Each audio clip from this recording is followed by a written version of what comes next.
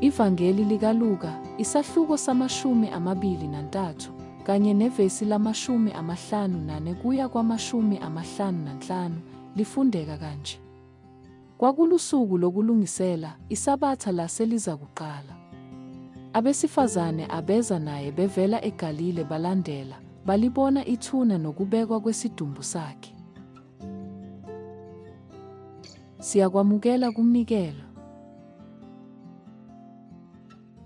Njengoba ilanga lishona phansi komkhathizwe, idolobha laseJerusalema laqala ukukhanya, hhayi elangeni, kodwa ngenxa yezibani eziningi zesabatha ezazikhanyiswa ezindlini zamaJuda. Ngokwesiko, yonke imizi, kungakhathaliseki ukuthi iyini, kwakufanele ikhanyise isibani ukuze ihloniphe isabatha. Ngisho noma umuntu kufanele acele amafutha, isibani kwakufanele sikhanye. Isibani sasifanekisela njengenjabulo, ukuthula kanye nokuba khona kukaNkulunkulu, njengoba usuku olungcwele lwaluqala. Kodwa ngalobu busuku obukhethekile, ukukhanya okwakhanya kwaba ubumnyama obukhulu. UJesu wayesanda kubethelwa esiphambanweni. Isidumbu sakhe, esongwa ngokuphangisa, sangcwatshwa ethuneni elalibolekiwe. UJosefa wase-Arimatheya noNikodemu bathatha isinyathelo ngokushesha ngoba isabatha laselisondele, isabatha elikhulu, elihlangene nePhasika nomkhosi weSinkwa esingenamvubelo. Ngokomthetho, wonke umsebenzi kwakufanele uphele. Ngakho umngcwabo waba mfushane, itshe lakingqika emnyango, futhi abesifazane ababethanda uJesu babebukela kuphela. Bayiqaphela indawo, balungiselela ukubuya ngemva kwesabatha. Okuphawulekayo ukuthi, njengoba usizi lugubuzele umhlaba futhi ubumnyama bubonakala bunqobile, izibani zazisakhanyisiwe.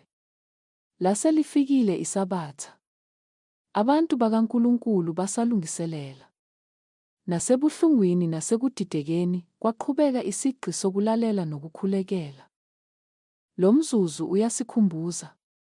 Ukukhanya kukaNkulunkulu kukhanya ngisho nasethunzini. Ngesikhathi izwe lilila lilindile, izulu lalisebenza. Nakuba umzimba kaJesu wawulele unganyakazi, icebo likaNkulunkulu lalisembuleka. Ukuphumula kwesabatha kwakungesona isiphetho, kodwa kwakuyikhefu ngaphambi kovuko. Ngakho-ke, ngezikhathi zethu zokudideka, usizi, noma ukulinda, lapho izinto zizizwa zingaqediwe, noma zishesha, kwangathi singaqhubeka sizilungiselele. Sengathi singasakhanyisa isibani. Hhayi ngokuphika usizi, kodwa ekukholweni ukuthi ukukhanya kuzobuya. Ngoba isonto liyeza. Asikhuleke. Nkosi, noma busihaqile ubumnyama, sisize ukuba sikuhloniphe ngokukwethemba nokulalela. Sifundise ukuphumula ezithembisweni zakho sikholwe ukuthi noma sithule, uyasebenza. Siyabonga ngokukhanya kwethemba okungenakucimeka. Amen.